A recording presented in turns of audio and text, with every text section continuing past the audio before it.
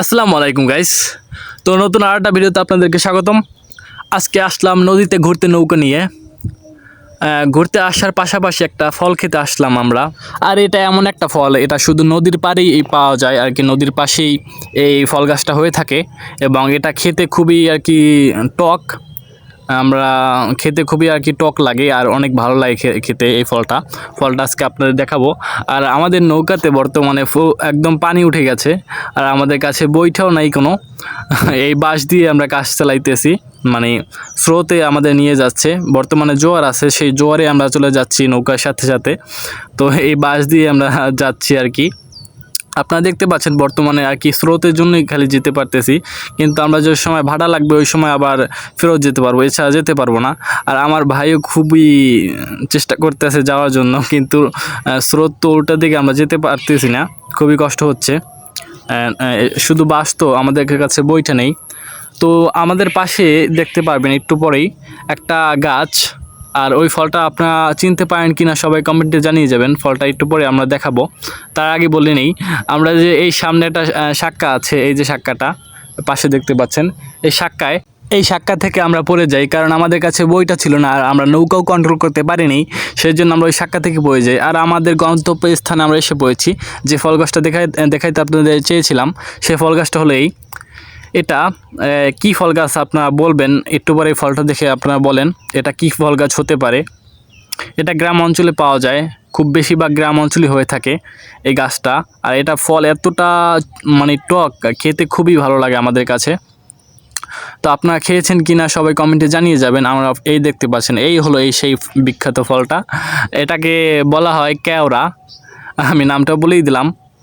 এটাকে আমরা কেওড়া বলে থাকি। আর এটা খেতে খুবই টক আর ভালো লাগে আমাদের কাছে খেতে।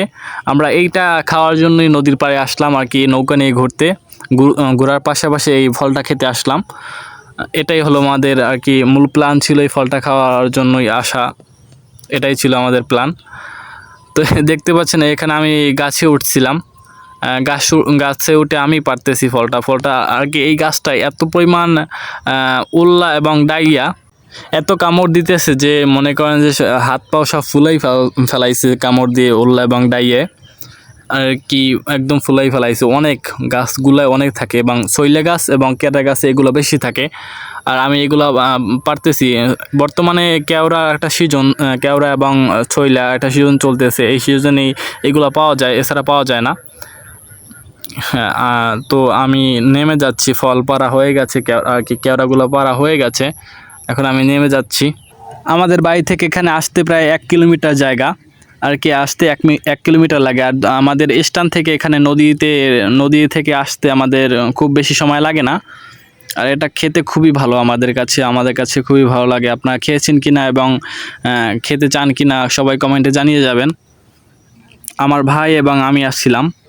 ও আসলে আমার হয় আপন চাচাতো ভাই, হয় ও, আমার সাথে থাকে। ও আমাদের মানে বাড়িতে সবসময় ছিল না, ওর নানা বাড়ি থেকেই পড়ালেখা করতো। এখন বাড়িতে এসএসসি পরীক্ষা দিয়ে বাড়িতে এসে পড়েছে, সেই জন্য আর কি একসাথে আমরা থাকি। বাড়িতে আসলে একসাথেই থাকতাম আমরা, এখন এসএসসি পরীক্ষা দিয়ে বাড়ি এসে পড়েছে, সেই জন্য এখন সবসময় একসাথে থাকি। এই আমাদের নৌকা আবার ভরে গেছে পানিতে। নৌকা বারবার এত ছিদ্র যে পানি 1 মিনিট লাগে না ভরে যেতে আর কি, এতটা পানি উঠতেছে। প্রচুর ছিদ্র, নৌকাতে পানি উঠে যায়। আর এই জায়গাটাই বেশি ক্যারা পাওয়া যায়, এই নদীর পাশে এই জায়গাতেই বেশি ক্যারা পাওয়া যায় আমাদের গ্রামে। আর আমি দেখতে পাচ্ছেন এই ডাল নিয়ে ফেলেছি, ক্যারা ডাল ভেঙে তারপর নিয়ে গেছি, এগুলো বাড়ি নিয়ে যাব। নৌকা থেকে পানিটা হেসতে খুবই সময় লাগতেছে। আর আমরা ক্যারাটা খাইতেছিলাম, আর ছাগলও খাইতেছে, দেখতে পাচ্ছেন পাতা খাইতেছে এবং ক্যারাও খায় ছাগলে।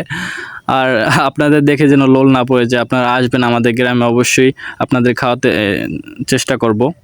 আর খেয়েছেন কিনা সবাই কমেন্টে জানিয়ে যাবেন, যে খেয়েছেন।